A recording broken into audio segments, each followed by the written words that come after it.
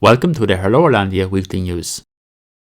The main news stories over the past week have included Prime Minister Morawiecki launches a diplomatic offensive across Europe seeking support for Poland's stance on the migrant crisis. Poland claims direct engagement with Middle Eastern nations has already significantly stemmed the flow of migrants to Belarus at source. Israel's Chargé d'affaires is to return to its Warzawa embassy amid moves to improve bilateral ties. And a new 24-hour news service in English, TVP World, is launched. The past week has seen a continuation of the migrant crisis on Poland's eastern border with Belarus. The Polish government has claimed some success in diplomatic initiatives aimed at addressing the problem at source in the Middle East. Prime Minister Morawiecki has also undertaken a hectic series of visits to European allies, seeking support for the Polish perspective on the crisis. On Wednesday, he held talks in Paris with French President Emmanuel Macron. Morawiecki told reporters afterwards that he shared with Macron his concerns over coexisting geopolitical challenges facing Europe, including the situation on Poland's border with Belarus, which is also the eastern frontier of NATO and the European Union, the build-up of Russian troops along the border with Ukraine, and what he termed Russia's gas blackmail, a reference to rising energy prices.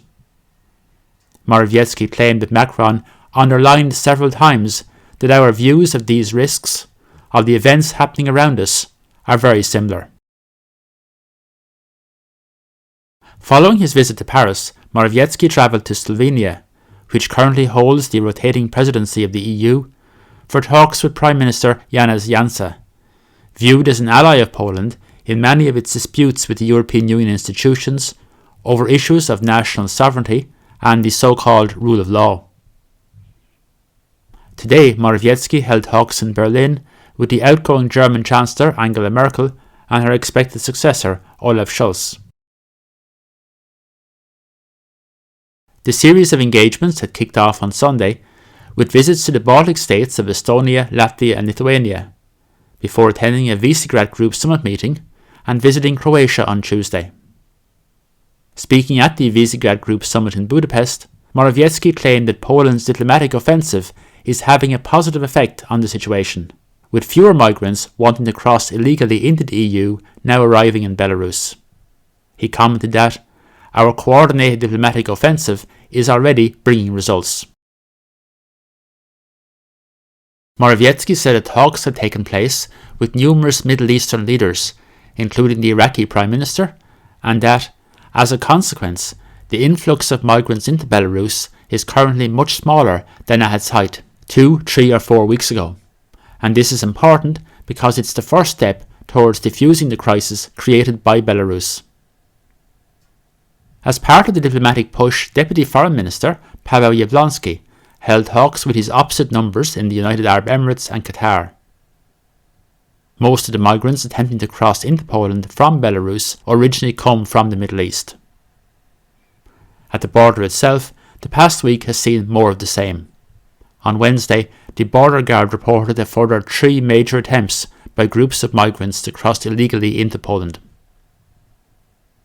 It may not be just Poland that's facing pressure from the migrant crisis, with a Polish website reporting that Russia's Foreign Investment Advisory Council, which includes high-profile company names like Coca-Cola, PepsiCo and Unilever, has asked the government to help address problems with the supply of goods caused by the standoff on the Polish-Belarusian border. It cited the Russian daily Kommersant as saying that the crossing time for trucks has gone up to 80 hours, and that 1 day spent waiting costs €500 per truck. The newspaper reported that at one stage there was a 25-kilometre long traffic jam at the Bobrovniki checkpoint. It added that this situation risked price hikes for Russian consumers and endangered supplies of goods. On Sunday, Prime Minister Morawiecki warned that Poland was ready for the full closure of the border with Belarus, through which around 10% of Russia's imports flow. Whether such considerations weigh on Russian President Vladimir Putin in the context of his support for the Alexander Lukashenko regime, time will tell.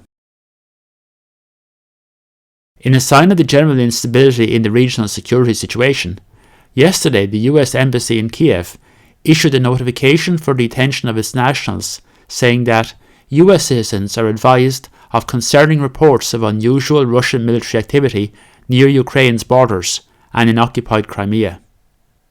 The statement added that US citizens are reminded the security conditions along the border may change with little or no notice. On Tuesday, Poland's Minister of Foreign Affairs, Zbigniew, claimed that Russia may be planning a new attack on Ukraine and made a reported troop build-up on their border. Polish radio reported claims by the Ukrainian intelligence service that Russia has deployed over 90,000 troops on the border and could be preparing to attack at the end of January or beginning of February. Russia has long denied any intent to take further military action against Ukraine following its disputed 2014 annexation of the Crimea. In a sign of some modest improvement in relations between Israel and Poland, which have been very strained in recent years, it was confirmed this week that Israel is returning Chargé d'affaires Tal Ben-Ari to its embassy in Warzawa, having recalled her in August, following legal changes in Poland, which Israel and Holocaust survivor groups claimed made it more difficult to get restitution for Jewish property lost during the Nazi German occupation and subsequent communist dictatorship. This claim was strongly refuted by the Polish authorities. There is currently no ambassador-level representation from each country in the other. While the dispute over the restitution law remains, Poland has expressed support for Israel on a number of issues over recent months and strongly condemned anti-Semitic activities, prompting some warming in ties. Last Thursday, Poland's public broadcaster, TVP, launched a 24-hour news service in English called TVP World. The launch date was brought forward because of the migrant crisis on the border with Belarus. The channel had been due to launch in the new year, but TVP CEO Jacek Kurski said the launch had been brought forward because we must counteract disinformation. The new initiative, costing around €5 million a year, is intended to bring a Polish perspective on developments in the region to an English-speaking audience. Albeit critics claim it may be a vehicle to further the political agenda of the Prawo i Sprawiedliwość government.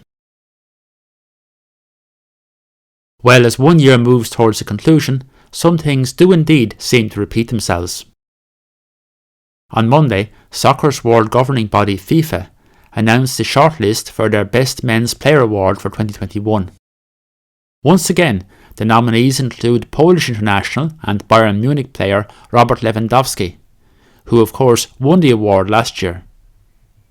Other nominees include Portugal's Cristiano Ronaldo and Argentina's Lionel Messi.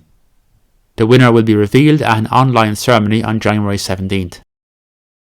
Lewandowski is reckoned once again to be in with a strong chance, having already picked up a host of accolades this year.